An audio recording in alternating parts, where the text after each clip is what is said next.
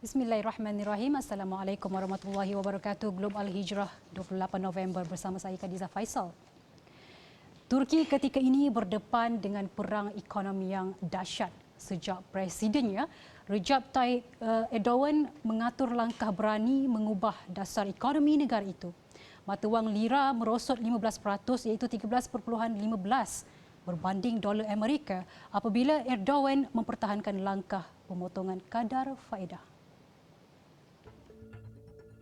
Di bawah tekanan Erdogan, Bank Pusat mengurangkan kadar faedah utama daripada 19% kepada 15% pada September, sekaligus menyebabkan kejatuhan bebas kepada mata wang lira. Lira kehilangan 40% daripada nilainya tahun ini, termasuk jatuh hampir 20% sejak awal minggu lalu. Berbanding euro, mata wang itu lemah kepada rekod rendah baru 13.4035. Ia dalam masa sama memacu peningkatan kadar inflasi sebanyak 20% dan menyebabkan harga barang naik mendadak. Situasi itu menjadi isu tunggangan pembangkang dengan mengkritik polisi ekonomi diperkenalkan Erdogan dan mendakwa tindakan pemimpin itu mengkhianati rakyat dan pilihan raya perlu segera diadakan. Tidak kurang juga kritikan dari agensi kewangan termasuklah Bank Dunia yang menyelar tindakan Erdogan itu sebagai tidak masuk akal. Erdogan yang terkenal dengan sifat lantangnya mempertahankan pendiriannya bahawa kadar faedah yang lebih rendah merangsang pertumbuhan ekonomi dan mewujudkan lebih banyak pekerjaan, malah kadar faedah yang tinggi menyebabkan inflasi lebih tinggi.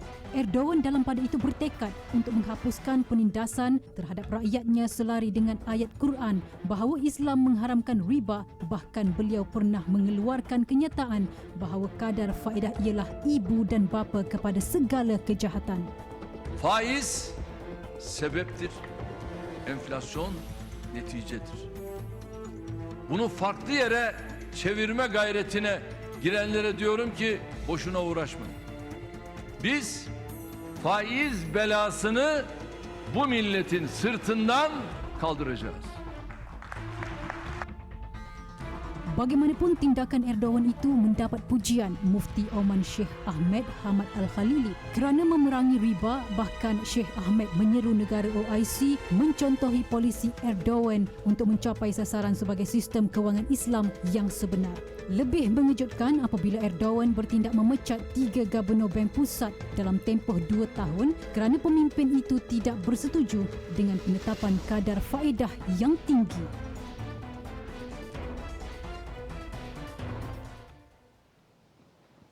Perjuangan Erdogan untuk menghapuskan kadar faedah nampaknya tidak mudah. Bukan sahaja dikritik parti pembangkang dan pakar ekonomi, malah niat murni Erdogan untuk membantu rakyat disalahertikan dan mungkin juga dipengaruhi emosi ketika mereka berdepan inflasi yang tinggi serta kenaikan harga barang yang mendadak. Kemerosotan teruk mata wang lira sejak akhir-akhir ini menimbulkan kemarahan rakyat Turki. Paling ketara, kenaikan harga bahan api dan situasi itu menyebabkan pembelian panik di stesen minyak semata-mata untuk jimat 30 lira. Di Ankara, penduduk mendakwa terpaksa menunggu hampir 30 minit untuk mendapatkan petrol dan diesel, malah menyifatkan situasi ini mengarut. Kejatuhan lira sejak awal tahun juga turut menyebabkan peningkatan kos dalam beberapa industri yang sekaligus menjejaskan perniagaan import.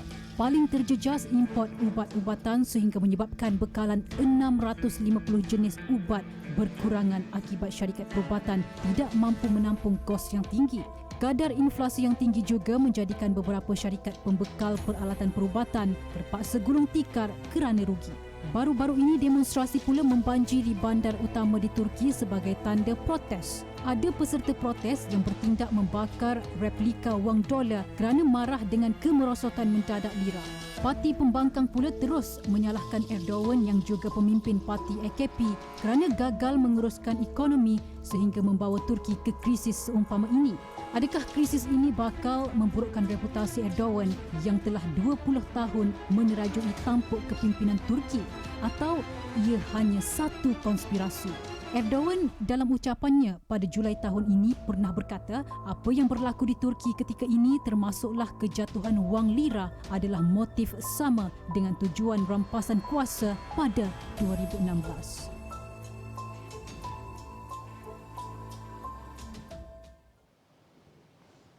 Dan untuk mendapatkan penjelasan berhubung krisis mata wang lira dan kesannya kepada Erdogan, kita bersama geostrategis Azmi Hassan.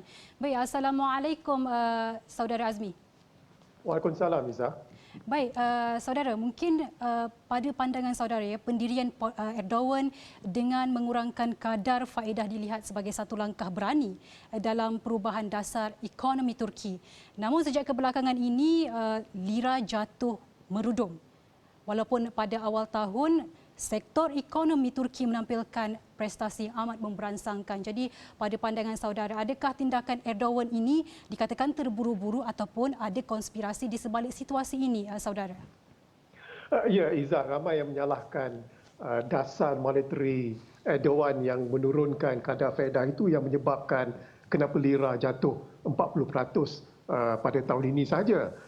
Dia asas ekonominya, Iza, adalah kalau kita nak mengawal inflasi, kita kena naikkan sedikit kadar faedah. Tapi masalah Erdogan adalah beliau nak dikatakan faedah itu ataupun kita kenali sebagai riba adalah segala syaitan, sebab tu beliau nak menurunkannya.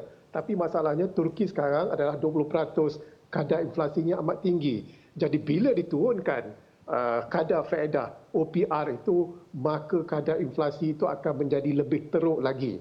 Dan kita bukan asing dengan Presiden Turki menongkar arus kelaziman. Dan ini adalah salah satu arus kelaziman yang beliau menongkahnya. Tapi bagi saya ini adalah tekanan yang paling kuat yang pernah diterima oleh Presiden Turki semenjak beliau memerintah ataupun menjadi Presiden Turki hampir 2 dekad lamanya, Iza. Okey, baik saudara Azmi. Agensi berita barat menggambarkan rakyat ketika ini sebenarnya sedang marah dengan tindakan Erdogan kerana tidak mampu menguruskan ekonomi dengan baik dan mahu kadar faedah normal seperti sebelum ini dikekalkan. Jadi pada jangkaan saudara, sokongan rakyat terhadap Erdogan selepas ini bagaimana, saudara? Ya, Iza, bila harga barangan bukan saja harga petrol naik mendadak, sukar untuk didapati, tapi harga makanan harian mendadak naik apabila rakyat Turki tidak mampu untuk membeli barangan terutama sekali yang diimport. Jadi kemarahan rakyat itu memang ada dan jelas.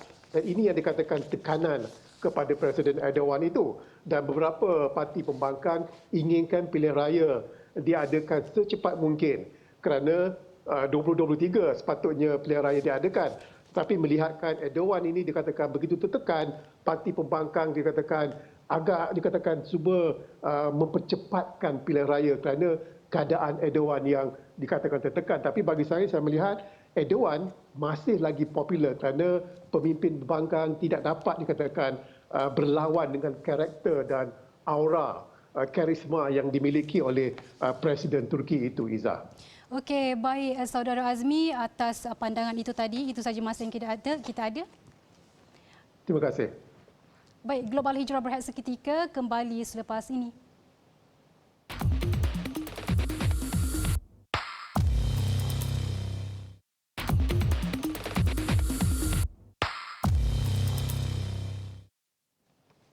Alhamdulillah bertemu kembali. Belum lagi reda kes COVID-19 di peringkat global, kemunculan varian baharu dikenali sebagai Omicron kembali menggemparkan dunia. Ada negara yang bercadang mahu membuka semula sempadan terpaksa menangguhkan hasrat itu. Malah ada negara yang tiada pilihan selain terpaksa mengaktifkan semula larangan kemasukan rakyat dan pengembara asing.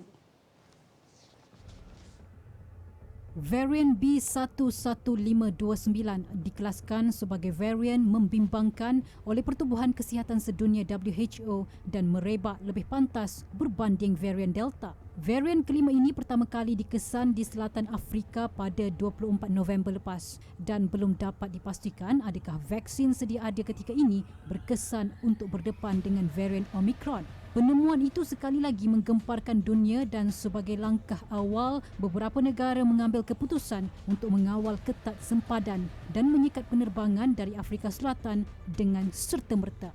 Situasi itu menimbulkan panik di Afrika Selatan di mana ramai pengembara terkandas susulan banyak negara menyekat penerbangan ekoran bimbang dengan penularan virus itu. Warga Eropah berpusu-pusu meninggalkan lapangan terbang Johannesburg di saat-saat akhir dengan terpaksa beratur panjang untuk menjalani ujian PCR.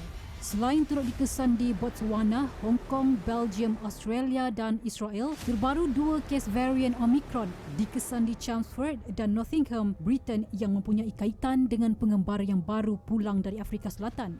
Memberi reaksi serius dengan pengesanan terbabit, Britain menguatkuasakan semula pemakaian pelitup muka. Sementara itu, India pula terpaksa mengkaji semula rancangan untuk membuka kembali sempadannya selepas pengumuman WHO berhubung varian Omicron. India sebelum ini menjadi negara kedua yang menerima impak buruk virus COVID-19 selepas Amerika Syarikat dan tidak mahu kemunculan varian baharu memburukkan lagi situasi. Penemuan baru ini sekali lagi memberi tamparan hebat kepada dunia ketika sektor ekonomi khususnya pelancongan mahu bangkit semula dari kelumpuhan sebelum ini.